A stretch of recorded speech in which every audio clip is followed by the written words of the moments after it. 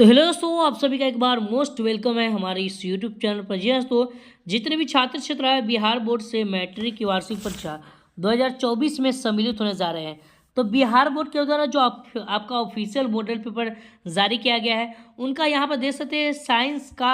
यहाँ पर देख सकते हैं मैं आंसर की लेकर आ चुका हूँ। आज की इस वीडियो में साइंस का पूरा 80 में 80 ऑब्जेक्टिव क्वेश्चन जो है ना सोल्यूशन कराने वाला हूँ। ठीक है, बने रहे इस वीडियो को, है ना। अगर लाइक कर दीजिए और चैनल पर नए तो चैनल को सब्सक्राइब कर लिया। ठीक है, अभी तक ले आप मॉडल पेपर डाउनलोड नहीं किए हैं तो इस चैनल को जो है सब्सक्राइब करके जो है ना सबसे पहले इस वीडियो को लास्ट तक देखिएगा।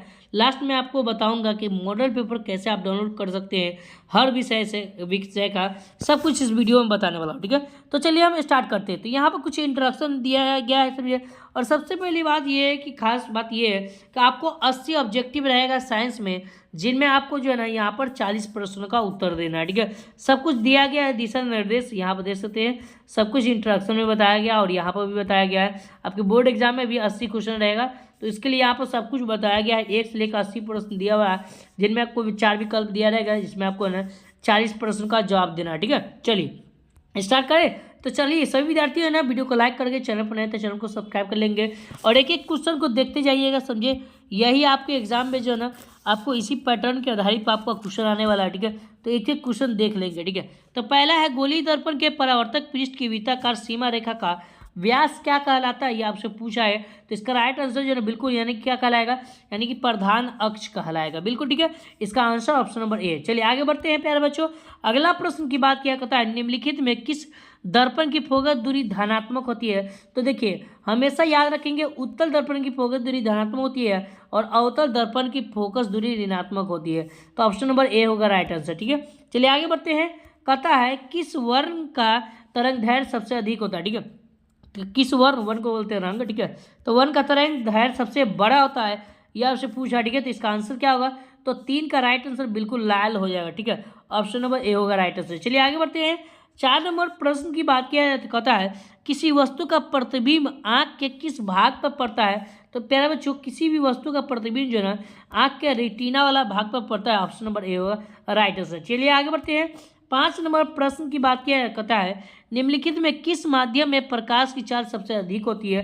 तो देखिए ये याद रखेंगे, निर्वात में प्रकाश की चाल जो है ना सबसे अधिक होती है। ठीक है, ये याद रखेंगे। ठीक है, चलिए आगे बढ़ते हैं। अगला प्रश्न की बात किया है तो कहता है 6 नंबर प्रश्न देखिए, कहता है दूरदृष्टि वाला नेत्र साफ साफ देख सकता है। तो दूरदृष्टि वाला जो नेत्र है वो साफ साफ क्या देख सकता है, ये आपसे पूछा है। तो 6 नंबर प्रश्न का जवाब ऑप्शन नंबर बी, यानी कि दूर की वस्तु को जो है ना साफ साफ देख सकता है। ठीक है, चलिए आगे बढ़ते हैं। अगला प्रश्न की बात किया जाए तो देखिए 6 नंबर प्रश्न हो गया। अब 7 नंबर की बात किया तो 7 नंबर प्रश्न कहता है, देखिए कहता है एक अभिसारी किरण पुंज समतल दर्पण पर आपतित होती है तो परावर्तित किरण क्या होगी, ये आपसे पूछा। ठीक है, तो 7 का राइट आंसर ऑप्शन में यानी कि क्या होगा, समानांतर हो जाएगा, ऑप्शन नंबर बी होगा राइट आंसर। चलिए आगे बढ़ते हैं। 8 नंबर प्रश्न की बात किया करता है यदि एक प्रिज्म से एक वर्णीय किरण गुजरे तो इसका क्या नहीं होगा। ठीक है, तो इस पर क्या नहीं होगा, तो बिल्कुल इसका राइट आंसर यानी कि वर्ण विक्षेपण नहीं होगा, ऑप्शन नंबर सी होगा राइट आंसर। चलिए आगे बढ़ते हैं। 9 नंबर प्रश्न की बात किया कहता है वायुमंडल में प्रकाश के उत्तल लेंस की वायु में शक्ति क्या होती है। ठीक है, तो वायुमंडल में प्रकाश के जो ना कांच के दिया हुआ है, कांच के उत्तल लेंस की वायु शक्ति क्या होती है। तो 9 नंबर प्रश्न का जवाब ये धनात्मक होता है, ऑप्शन नंबर बी होगा राइट आंसर। चलिए आगे बढ़ते हैं। 10 नंबर प्रश्न कहता है जल की एक गोलीय बूंद में व्यास की अनुदिश आपतित किरण का कितना बार अपवर्तन होगा। ठीक है, तो याद रखिएगा जिसमें जल की एक गोलीय बूंद जो है उसका जो व्यास है उनके अनुदिश की बात किया गया। ठीक है, तो इसका राइट आंसर 2 होगा, यानी कि ऑप्शन बी होगा राइट आंसर। चलिए आगे बढ़ते हैं। 11 नंबर प्रश्न की बात किया कहता है स्विच लगाए जाते हैं तो किस तार में स्विच लगाए जाते हैं। ठीक है, तो याद रखेंगे इसका आंसर जो है 11 का right answer option number C होगा, गर्म तार में स्विच लगाया जाता है। ठीक है, ये काला वाला जो तार होता है ना ये ठंडा तार होता है। ठीक है, काला वाला तार जो होता है वो ठंडा तार होता है। चलिए आगे बढ़ते हैं। अगला प्रश्न की बात किया है तो देखिए 12 प्रश्न की बात किया है कहता है जूल पर कुलाम जो है जूल या कुलाम कहलाता है। ठीक है, तो जूल पर कुलम इसको बोलते हैं। ठीक है, तो जूल पर कुलम क्या कहलाता है, तो वोल्ट बराबर जो है ना जूल पर कुलम होता है, ऑप्शन नंबर डी होगा राइट आंसर। चलिए आगे बढ़ते हैं। 13 नंबर प्रश्न की बात किया कहता है चुंबकीय क्षेत्र का ऐसा मात्रक क्या होता है। तो 13 का राइट आंसर टेस्ला होता है, ऑप्शन नंबर ए होगा राइट आंसर। चलिए आगे बढ़ते हैं। 14वां प्रश्न की बात किया करता है, विद्युत घंटी विद्युत धारा के किस प्रभाव पर कार्य करती है? तो 14 का राइट आंसर उष्मीय प्रभाव हो जाएगा। नहीं, यहाँ पर 4 ऑप्शन है। पहला ऑप्शन है उष्मीय प्रभाव, रासायनिक प्रभाव, नहीं ये तो नहीं होगा, ये बिल्कुल हाँ चुंबकीय प्रभाव कार्य करता है, ऑप्शन नंबर सी होगा राइट आंसर। चलिए आगे बढ़ते हैं। आगे दिया हुआ क्वेश्चन नंबर 15, डायनेमो जो ना बदलता है, ठीक है, तो किस पर बदलता है? तो 15 का राइट आंसर आप जानते हैं यांत्रिक ऊर्जा को जो है विद्युत ऊर्जा में रूपांतरित करता है, ऑप्शन नंबर बी हुआ राइट आंसर। चलिए आगे बढ़ते हैं। 16 नंबर प्रश्न की बात किया जाए तो 16 नंबर प्रश्न है, अपवर्तनांक का रंग किस पर निर्भर करता है अपवर्तनांक का जो रंग होता है वो निर्भर करना कहलाता है, क्या कहलाता है? तो 16 का right answer option number D यानी कि वन विक्षेपण कहलाता है, ठीक है। तो चलिए क्वेश्चन नंबर 17 की तरफ बढ़ते हैं। तो 17 नंबर प्रश्न दिया हुआ यहाँ पर कहता क्या ये समझते, कहता है एक मोटर कार में पारदर्शी दर्पण में बना प्रतिबिंब होता है, ठीक है, इसका राइट आंसर क्या होगा? तो 17 का राइट आंसर ऑप्शन नंबर क्या होगा प्यारे बच्चों? तो इसका राइट आंसर ऑप्शन यानी कि वस्तु से छोटा होता है, ऑप्शन नंबर ए होगा राइट आंसर। चलिए आगे बढ़ते हैं। 18 नंबर प्रश्न की बात किया कहता है एक विद्युत सेल में धारा प्राप्त करने पर इसके सिरों के बीच का विभवांतर का जो मान हो जाता है वो क्या होता है? तो 18 का राइट आंसर ऑप्शन में क्या होगा? तो ए होगा राइट आंसर, ठीक है, विद्युत वाहक बल से अधिक हो जाता है, ठीक है, ऑप्शन में ए। चलिए आगे बढ़ते हैं। 19 नंबर प्रश्न की बात किया है तो कहता है एक अवतल दर्पण के ध्रुव एवं फोकस से ठीक मध्य स्थित बीम के एक आवर्धन होगा, ठीक है, तो इसका आंसर क्या होगा? बीच में जो है ना बीम के लिए आवर्धन क्या होगा ये आपसे पूछा है, ठीक है, तो 19 का राइट आंसर यानी कि 2 होगा, ठीक है। कहता है एक अवतल दर्पण के ध्रुव एवं फोकस के ठीक मध्य स्थित बीम के लिए एक आवर्धन होगा, तो 2 होगा, ठीक है, बिंबों की संख्या पूछ रहा है, ठीक है। चलिए आगे बढ़ते हैं। अगला प्रश्न की बात किया कहता है जीवाश्म ईंधन से जलने से किसके ऑक्साइड उत्पन्न होते हैं, ठीक है, तो जीवाश्म ईंधन के जलने से जो ना इनमें से सभी जो ना यानी कि सल्फर भी होगा, कार्बन होगा, नाइट्रोजन भी होगा, ऑप्शन नंबर डी होगा राइट आंसर। चलिए आगे बढ़ते हैं। 21 नंबर प्रश्न कहता है विद्युत प्रतिरोधकता का ऐसा मात्रा क्या होता है? तो इसका आंसर जो ना 21 का ऑप्शन नंबर ए होगा राइट आंसर, ओम पर मीटर हो जाए, ठीक है। चलिए आगे बढ़ते हैं। 22 नंबर प्रश्न की बात करता है चुंबकीय फ्लक्स के परिवर्तन की दर का ऐसा मात्रा क्या होता है? कहता है चुंबकीय फ्लक्स में परिवर्तन की दर का ऐसा मात्रा, तो 22 का राइट आंसर यानी कि वेबर कहलाता है, क्या कहलाता है? वेबर कहलाता है। चलिए आगे बढ़ते हैं। 23 नंबर प्रश्न की बात क्या कहता है समांग माध्यम में प्रकाश गमन करता है, समांगी जो माध्यम है उसमें प्रकाश जो गमन करता है वो सरल रेखा में गमन करता है, ऑप्शन नंबर यानी कि डी हुआ राइट आंसर। चलिए आगे बढ़ते हैं। 24 नंबर प्रश्न यदि एक प्रिज्म से एक वर्णीय किरण गुजरे तो इसका नहीं होगा, तो क्या नहीं हो सकता है, ठीक है, तो वर्ण विक्षेपण नहीं हो सकता है, ऑप्शन नंबर ए होगा राइट आंसर। चलिए आगे बढ़ते हैं। 25 नंबर प्रश्न प्रत्येक इलेक्ट्रॉन पर ऋण आवेश कितना होता है, ठीक है, तो कोई भी इलेक्ट्रॉन है उस पर ऋण जो आवेश होता है 1.6 × 10⁻⁻19 जूल होता है, ऑप्शन नंबर यानी कि कूलम्ब होता है, ऑप्शन नंबर सी होगा राइट आंसर। चलिए आगे बढ़ते हैं। 26 नंबर प्रश्न एक घोल नीले लिटमस पत्र को लाल कर देता है, जब नीले लिटमस पत्र को लाल कर देता है तो वो क्या कहता है? अम्ल कहलाता है, ठीक है, तो अम्ल का पीएच मान कितना होता है? 7 से कम होता है, ठीक है, तो 7 से कम कौन है? तो ऑप्शन नंबर ए में दिया हुआ है, ऑप्शन नंबर ए होगा यानी कि 2 होगा राइट आंसर। चलिए आगे बढ़ते हैं।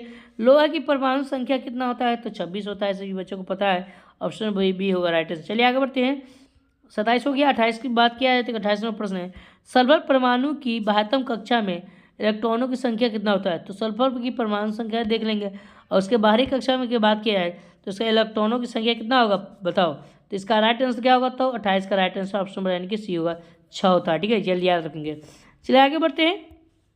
अगला प्रश्न कहता है एल्युमिनियम पर मोटी ऑक्साइड की परत बनाने में की क्रिया को क्या कहलाता है, ठीक है, इसका आंसर क्या होगा? तो बनाने की क्रिया कहलाती है, तो 29 का राइट आंसर ऑप्शन यानी कि एनोडीकरण कहलाती है, ऑप्शन बी होगा राइट आंसर। चलिए आगे बढ़ते हैं। 30वां प्रश्न कौन सा कार्बन यौगिक सबसे अधिक अभिक्रियाशील है? तो 30वां प्रश्न का C2H4 हो जाएगा, ठीक है, याद रखना, ठीक है, C2H4 हो जाएगा, ठीक है। आगे बढ़ते हैं। 31वां प्रश्न है विरंजक चूर्ण का रासायनिक सूत्र क्या होता है? तो विरंजन चूर्ण की बात किया तो इसका रासायनिक सूत्र होता है, समझे, याद रखेंगे, CaOCl2 होता है, ऑप्शन नंबर बी होगा राइट आंसर। चलिए आगे बढ़ते हैं। 32वां प्रश्न की बात किया कहता है रासायनिक अभिक्रिया में भाग लेने वाले पदार्थ को क्या कहते हैं? तो रासायनिक अभिक्रिया में भाग लेने वाले पदार्थ को क्या कहते हैं? अभिकारक कहते हैं, प्रतिफल कहते हैं, क्या कहते हैं? अभिकारक ही कहते हैं, ठीक है, उत्पाद तो बिल्कुल नहीं कहेंगे, प्रतिफल इसको बोलते हैं, ठीक है। चलिए आगे बढ़ते हैं। टूथपेस्ट होता है वो क्षारीय होता है। क्या होता है प्यारे बच्चों? क्षारीय होते हैं। ऑप्शन नंबर ए होगा राइट आंसर। चलिए आगे बढ़ते हैं।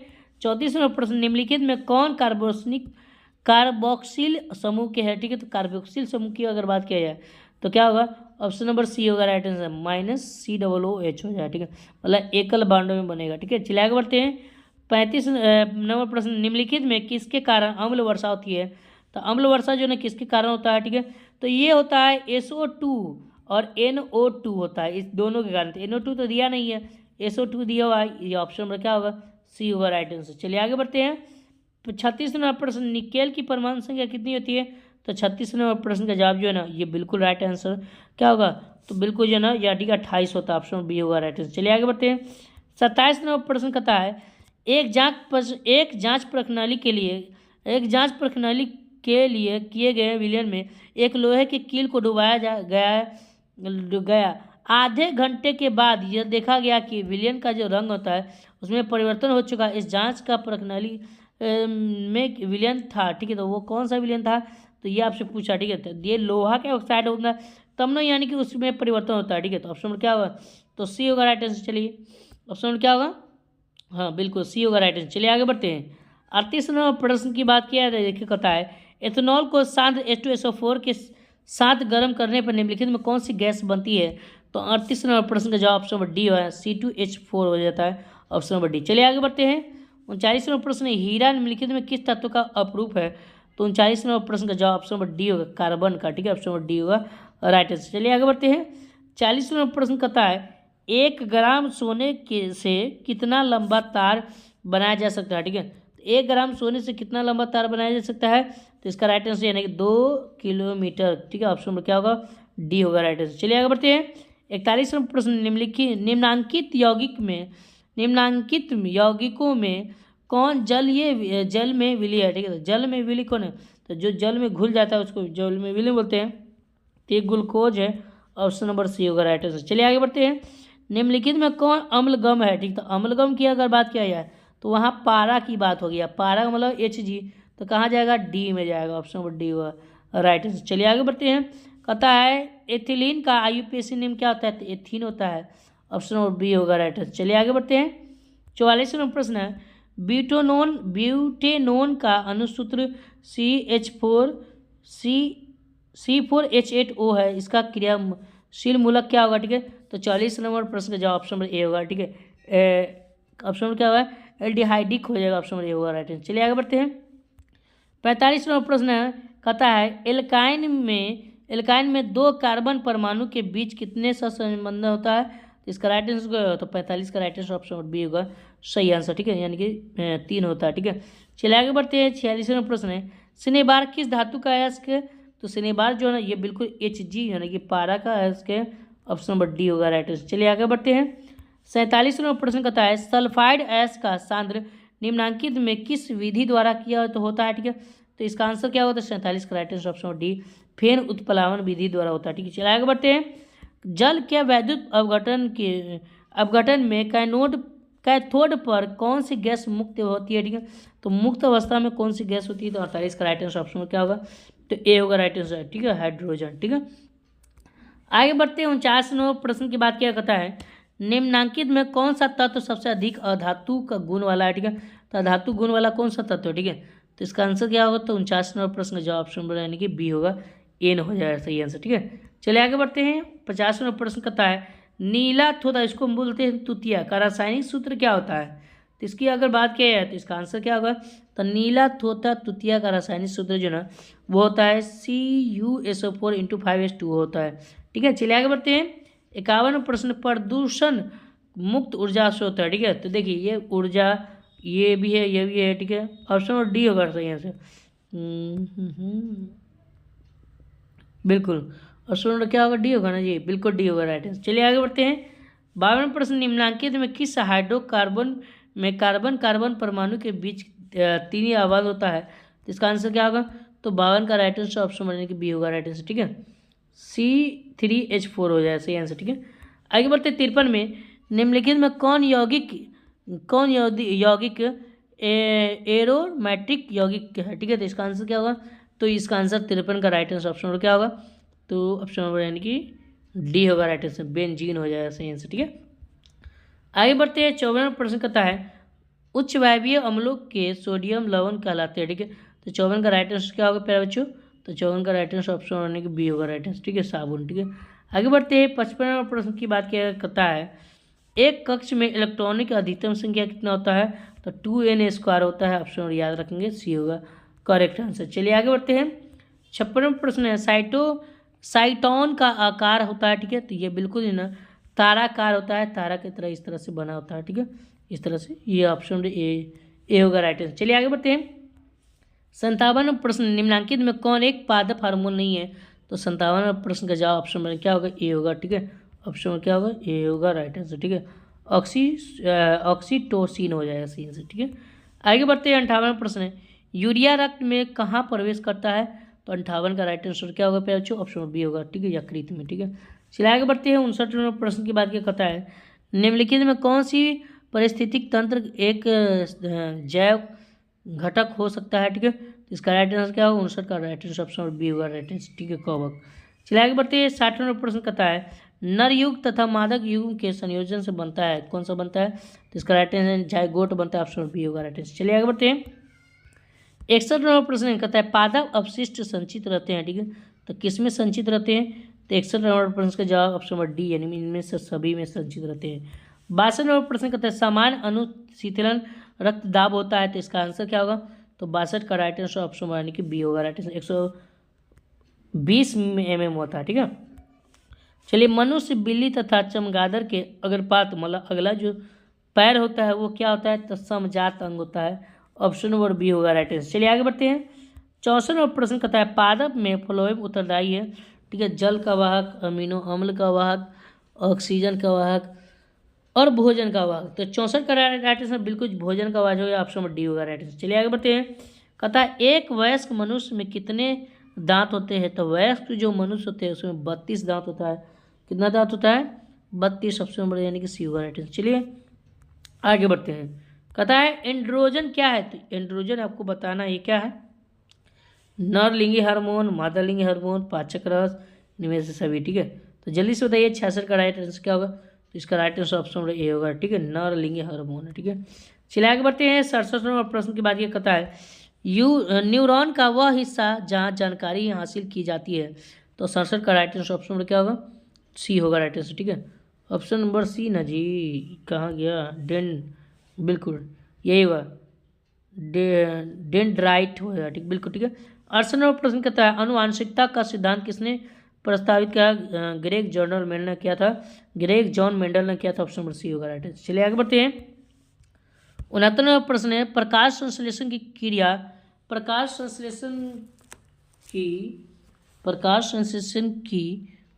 अभिक्रिया निर्भर करती है, तो किस पर निर्भर करती है? तो 69 का राइट आंसर क्या होगा प्यारे बच्चों? इसका right answer option number B होगा राइट आंसर। ठीक है, सूर्य की रोशनी पर। ठीक है, आगे बढ़ते हैं। 70वां प्रश्न कहता है गुर्दे में उत्पत्ति मूत्राशय में पाया जाता है। ठीक है, तो क्या होता है? में होता है, में जाता है। ठीक है, तो गुर्दे में उत्पादित मूत्राशय में जाता है, क्या जाता है? 70 का राइट आंसर क्या होगा प्यारे बच्चों? बिल्कुल ऑप्शन नंबर यानी कि सी होगा राइट आंसर। चलिए आगे बढ़ते हैं। चलिए आगे बढ़ते हैं। 71वां प्रश्न की बात क्या करता है रक्त क्या है? ठीक है, तो रक्त क्या है आपको बताना है। ठीक है, जल्दी से बताइए। तो 71वां प्रश्न का जवाब ऑप्शन नंबर यानी कि उत्तक है। ठीक है, चलिए आगे बढ़ते हैं। कहता है फूल में नर प्रजनन अंग क्या है? तो 72 का right answer option number D होगा पुंकेसर। ठीक है, आगे बढ़ते हैं। 73 में द ओरिजिन ऑफ स्पीसीज किनके द्वारा जो है लिखा गया है? ये जो है ना ऑप्शन नंबर बिल्कुल जो है ना राइट चार्ल्स डार्विन के द्वारा लिखा गया। ऑप्शन सी होगा राइट आंसर। चलिए आगे बढ़ते हैं। मानव आहार नाल का सबसे लंबा भाग कौन सा है? ठीक है, तो यहाँ पर 4 ऑप्शन आपके पास दिया हुआ है। इसका राइट आंसर क्या होगा? तो ये दिया हुआ ग्रास नाली, इसके बाद बड़ी आंत, इसके बाद नीचे बढ़ते हैं। हाँ बिल्कुल छोटी आते हैं। ऑप्शन नंबर सी होगा राइट आंसर। चलिए आगे बढ़ते हैं। 75 में निम्नलिखित में कौन सा मानव जनन तंत्र का भाग नहीं है? तो 75 का right answer option number B होगा शुक्रवाही का। चलिए ऑप्शन नंबर बी होगा राइट आंसर। चलिए आगे बढ़ते हैं। 76 नंबर प्रश्न की बात क्या करता है किस जीव में हीमोग्लोबिन नहीं होता है? तो कौन सा जीव है जिसमें हीमोग्लोबिन नहीं होता है? तो इसका राइट आंसर मक्खी में नहीं होता। ठीक है, चलिए आगे बढ़ते हैं। कहता है 77 में मनुष्य में श्वेत रक्त कोशिकाओं की जीवन अवधि कितनी होती है, ठीक है। तो ये होता है 12 से 20 दिन के बीच में। ऑप्शन नंबर डी होगा राइट आंसर। चलिए आगे बढ़ते हैं। प्रसिद्ध पुस्तक द माइक्रोग्राफिया किसके द्वारा लिखा गया था, तो इसका आंसर क्या होगा, 78 का right answer option number C होगा, रॉबर्ट हुक के द्वारा लिखा गया, ठीक है। आगे बढ़ते हैं। 79वां प्रश्न है पौधों और पशुओं की कोशिकाओं का वैज्ञानिक अध्ययन क्या कहलाता है, तो इसका right answer option number A यानी कोशिका विज्ञान कहलाता है, ठीक है। आगे बढ़ते हैं। 80वां प्रश्न लास्ट प्रश्न है पौधे में भोजन किस रूप में में जमा होता है, तो इसका राइट आंसर क्या होगा, तो इसका राइट आंसर ऑप्शन यानी कि बिल्कुल स्टार्च के रूप में पाया जाता है। तो टोटल 80% कर लिए। फिर चलिए मैं आपको मॉडल पेपर डाउनलोड करना सिखाता हूँ। सब कुछ जो है इसमें डाउनलोड कर सकते हैं।